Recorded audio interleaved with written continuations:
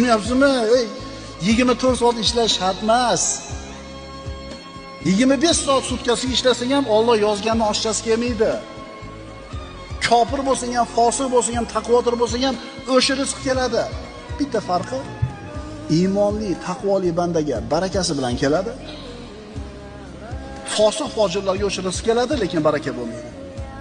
Qimmat mashina minish, chiroyli mashina minish harom emas. Chiroyli uy solishlik harom emas. Chiroyli to'kin sochib boy badavlat hayot kechirishlik harom emas. Chunki Alloh taolo bandalarga chiqargan bu ne'matlarni. Siz ibodatni hozir o'lib qoladigandaqa qilib turib, imoratda 1000 yil yashaydigandaqa soling. Alloh taologa ibodatni zo'r qilib qo'yib turib, milliard dollar topisizmi? Muammo nimada? Bittasini qilyapti-da biz odamlarimiz. Pul topgani, faqatgina pulga kirishib kelib turib, ibodat tashab qo'yapti.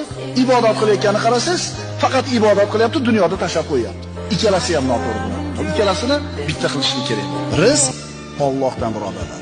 Hunarimizdan ham emas, otamizdan ham emas, ishxonamizdan ham emas, shepdan ham emas. Kimdan? Allohdan. Sen tirikmisan? Demak rizqing bor.